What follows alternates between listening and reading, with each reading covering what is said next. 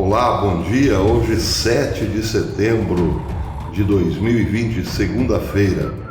Um feriado dentro de outro gigantesco feriado. O feriado de hoje está dentro de um feriado que começou mais ou menos no final de fevereiro. E ainda não passou, e provavelmente não passará. Bem, mas esse é um assunto para daqui a pouco. Agora quero avisar os amigos que esse canal é parceiro da Brasil Paralelo, e se você se torna membro da Brasil Paralelo por este link que eu costumo deixar aqui embaixo desse vídeo, você ajuda a Brasil Paralelo a crescer, porque ela depende exclusivamente dos seus membros, e ajuda também o canal Professor Belei. Por R$10 mensais, você se torna membro patriota da Brasil Paralelo. Um valor muito pequeno pela quantidade e pela qualidade de documentários produzidos pela Brasil Paralelo desde 2016. A relação custo-benefício, nesse caso, é absurda, absurdamente grande. Você, por R$10 mensais, compra uma universidade, tem acesso a praticamente uma universidade. Você se tornará expert em Brasil e política mundial, entre outras coisas, por R$10 mensais. Fazendo isso por este link que você tem aqui abaixo, repito, tornando-se membro patriota da Brasil Paralelo por este link, você também ajuda o canal Professor Belei. Aproveite, é uma relação custo-benefício sem precedentes, eu garanto para você. Bem, meus amigos, a primeira notícia que interessa e muito aos paranaenses. O governo paranaense fechou um acordo com o governo russo para testar, vamos dizer assim, as vacinas produzidas na Rússia. A vacina produzida lá na Rússia de Vladimir Putin será também aplicada no Paraná por este acordo entre Vladimir Putin e o governo do Paraná. Mas vejam que interessante, a vacina tem sido criticada não só nos Estados Unidos por falta de testes, como dentro da própria Rússia. Eu trouxe um vídeo alguns dias atrás dizendo que um departamento do Ministério da Saúde alertava para a falta de testes e de conhecimento suficiente dos efeitos colaterais da vacina, que são muitos. E, portanto, a vacina, até mesmo para gente lá de dentro do governo russo, é ainda um tanto quanto perigosa para ser aplicada em grande escala, já que não se sabe o que pode acontecer depois de injetada no corpo humano. Mas a Rússia quer capitalizar, o governo de Vladimir Putin quer capitalizar este momento e, portanto, tem feito acordos, como o acordo com o governo do Paraná. A vacina russa estará logo sendo aplicada aqui no Paraná sem os devidos testes. Uma espécie de cobaia. O Paraná será uma espécie de cobaia, por vontade do seu governador, é claro, para esses testes russos. Mas a divergência em relação à vacina não é um privilégio apenas do Departamento de Saúde da Rússia. O patriarca russo, o segundo homem mais importante da Rússia, também se opôs à vacinação. O patriarca Kirill, o segundo homem mais importante, como disse, recusou-se a ser vacinado enquanto não houver um estudo ou testes claros em relação à vacina. Essa matéria saiu no Eurasia News. Diz o seguinte: o patriarca Kirill não será vacinado contra o coronavírus até que todos os testes clínicos sejam concluídos disse o seu porta-voz, o porta-voz do patriarcado para as relações com a mídia. A posição do patriarca reforçará a opinião de muitos russos de que eles devem evitar tomar a vacina até que seja comprovada. Vladimir Putin, por sua vez, enfatizou desde o início que os russos são livres para escolher se querem ou não a vacina. Bem, aqui é preciso fazer um parênteses. Lá na Rússia pode-se fazer tudo, porque é provavelmente o país onde há maior liberdade de expressão no mundo. Pode-se fazer tudo, desde que coincida com a vontade de Vladimir Putin, porque, em caso contrário, o resultado pode ser o mesmo que aconteceu com Navalny, que hoje está internado na Alemanha, já comprovadamente envenenado. Navalny foi envenenado, assim como muita gente que se opôs a Putin também foi. O Reino Unido hoje pediu explicações do governo russo por conta do envenenamento de Navalny.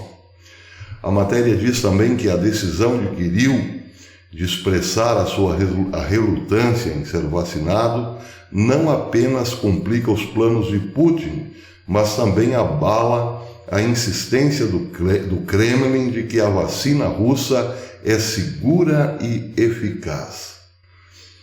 Bem, não deve ser o caso do governador do Paraná, Ratinho Júnior. Para ele, talvez essas questões sejam irrelevantes, uma vez que assentou-se na cadeira de governador. A preocupação com o bem-estar do povo parece ter desaparecido. Deve ser o mal da cadeira, certamente. Bem, a dimensão desta notícia só pode ser entendida por um russo. O povo russo é provavelmente o mais religioso do mundo. A primeira fase da Revolução Russa, quando os sovietes tornaram-se o partido único de sustentação do ditador Vladimir Lenin, a Igreja Ortodoxa Russa foi a mais perseguida. Lenin, que era fiel ao marxismo, considerava a religião o ópio do povo e, portanto, igrejas foram tomadas pelos sovietes e destruídas. Padres e autoridades eclesiásticas perseguidos, presos ou mortos, e, enfim, quase se acabou com a Igreja Ortodoxa na Rússia. Mas, como o russo é persistente na sua fé, a segunda fase da Revolução teve que aceitar este fenômeno. O próprio Stalin passou a ver a religião, a Igreja Ortodoxa Russa, com olhos diferentes. Ele pensou, bem, já que destruir é difícil, vamos pelo menos torná-la também um braço dos sovietes. E aí aconteceu lá, na segunda fase da Revolução Russa, o mesmo que acontece agora na China em relação à Igreja Católica Romana. A Igreja Católica Russa foi infiltrada por agentes soviéticos, assim como hoje a Igreja Católica Romana na China é infiltrada por agentes do Partido Comunista Chinês. Foi uma forma que Stalin encontrou de não ter o religioso como seu inimigo. A religião continuou, dando uma espécie de alívio ao povo dominado pelo comunismo, porém sob o controle do partido. E tem sido assim de lá para cá. A Igreja Ortodoxa Russa é sim, sempre foi, um braço do Partido Comunista. E depois que o Muro de Berlim veio abaixo e a Rússia tornou-se novamente uma república aberta para o mundo, a ligação com o Kremlin manteve-se intacta. Os dois homens mais poderosos de 20 anos para cá são, pela ordem, Vladimir Putin e o patriarca Kirill, os homens mais importantes da Rússia hoje. Bem, se esses dois gigantes estão caminhando em direções contrárias, Isso reforça o que esse canal tem dito já há algum tempo. O Vladimir Putin hoje está por um fio, ainda que não pareça. Ele se manterá no poder, sim, porque tem muita força ainda. Força armada, claro. Mas politicamente já foi decretado o seu prazo de validade. Esse está vencido. Muito bem, meus amigos, outra notícia importante do dia. Nós bem sabemos que a grande mídia é uma só. Vejam o caso das televisões abertas. Nós temos inúmeros canais, mas todos eles dão a mesma notícia, com o mesmo viés, com a mesma entonação e o mesmo interesse por trás dela. Isso faz da mídia uma só, da grande mídia ou da mídia mainstream. Ela fala uma única língua, a língua do interesse dos globalistas. E esta, fiel ao interesse dos globalistas, vem se mantendo firme em certas questões como, por exemplo, fique em casa. Tudo por conta da pandemia. Ou então, não tome hidroxicloroquina porque é fake news. Ela não faz tão bem assim. Só que de uns dias para cá, o discurso tem mudado, a começar lá na própria Organização Mundial de Saúde, que para confundir os adeptos da grande mídia, acabou revendo o seu discurso, dizendo que ela funciona assim. Mas a coisa foi mais longe. Hoje, por exemplo, a grande mídia que pressionava o seu público-alvo a ficar em casa, agora também muda o discurso em relação a esse ponto. Vejam o que disse, por exemplo, a Bloomberg, a televisão, a Bloomberg TV, uma fonte de mídia do globalista Bloomberg, do magnata Bloomberg. Trouxe um cientista, um renomado cientista do Colorado, para afirmar em seus canais de comunicação que ficar em casa é mais perigoso do que estar por aí ao ar livre.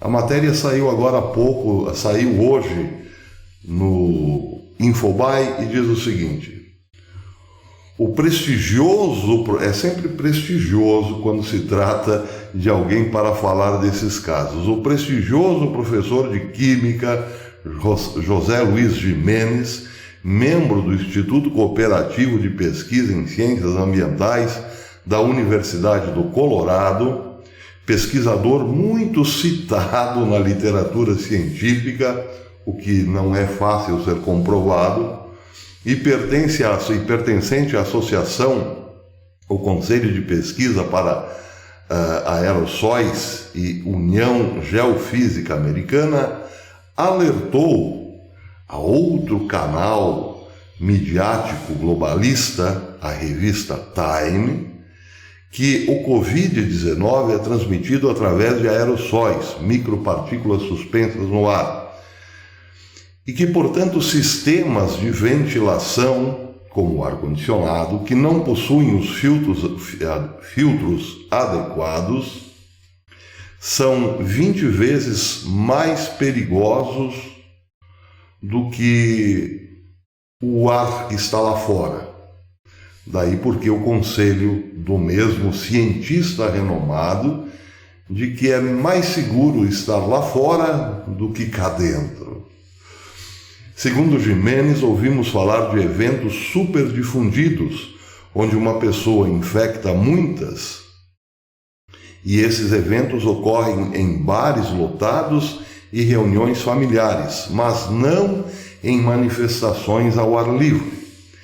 Isso acontece em um contexto em que as praias de cidades como Chicago estão fechadas, mas academias e restaurantes que prestam seus serviços em espaços fechados estão cheios.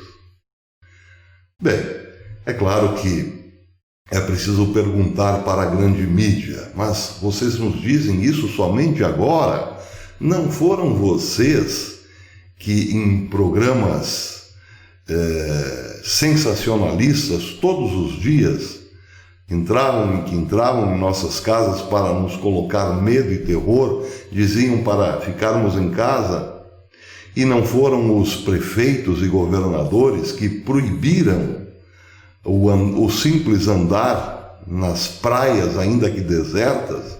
Quantas vezes nós vimos o pobre cidadão, o pacato cidadão, ser preso com muita violência, com muita truculência, por simplesmente andar na praia, numa praia geralmente deserta? Pois é, mas esses mesmos estão mudando o discurso.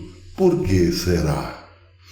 Outra matéria não tem muito a ver com a primeira no varejo, mas tem muita relação sim no atacado.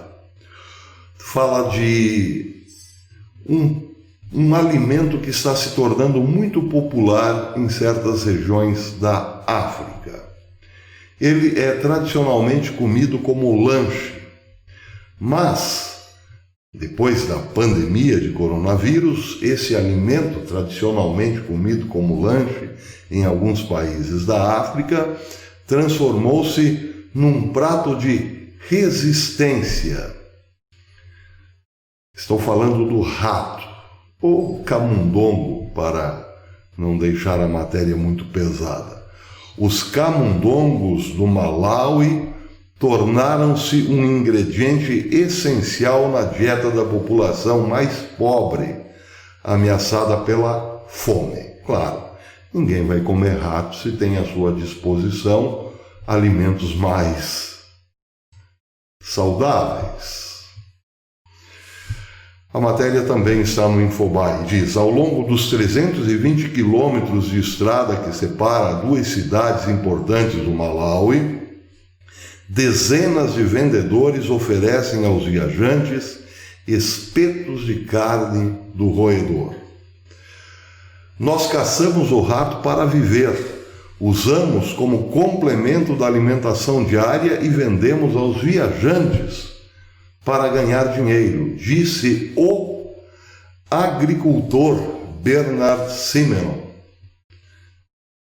um agricultor, e termina dizendo ele: já era difícil antes do coronavírus, agora ficou muito mais difícil. Pois é, seria mais natural ver um agricultor vendendo produtos agrícolas, mas eles estão vendendo ratos, sinal de que não houve colheita. Há também a perspectiva de um grande desastre na agricultura da Índia e do Paquistão em breve por conta de invasão de gafanhotos. Mas não é apenas uma invasãozinha. Especialistas estão dizendo que pode ser que daqui até o fim de setembro haja uma grande invasão, uma invasão gigantesca de gafanhotos, tanto no Paquistão como na Índia, o que, claro, traria fome em alta escala, em grande escala, assim como também prevêem-se fracassos nas colheitas da China, o que implicaria fome também na China. E isso certamente faria com que o alimento produzido ou colhido, os grãos colhidos em outros países, fossem todos direcionados para a Ásia nos próximos meses, o que encareceria o alimento em todo o mundo. Não só encareceria, mas diminuiria bastante a oferta de alimentos no mundo. Essas são as previsões. Bem, unindo as duas questões, temos aí desemprego em massa, provavelmente, por conta do coronavírus, as três notícias, porque a grande mídia não estaria incentivando o povo hoje a sair ao ar livre se não tivesse em perspectiva uma quebradeira mundial logo ali na frente. Desemprego em massa. E fome, pois é, fome, porque agricultores, quando deixam de vender grãos e passam a vender ratos, é porque o processo já está bem avançado. Sem falar no fato de que existe uma possibilidade também a curto prazo de um conflito militar entre Estados Unidos e China. Tudo isso desestimula ou desincentiva o investimento na economia. Então temos vários fatores para nos preocupar até o fim do ano. Vacinas não testadas, perspectiva de grande fome, possibilidade de quebradeira mundial e grande desemprego no mundo todo e também, claro, a guerra. Certamente, o feriado que comemoramos hoje se estenderá por muitos e muitos dias ainda, seja por medo de uma pandemia ou por não ter o que fazer. Feliz 7 de setembro a todos. À noite nos vemos no canal Brasil Agora. Até depois.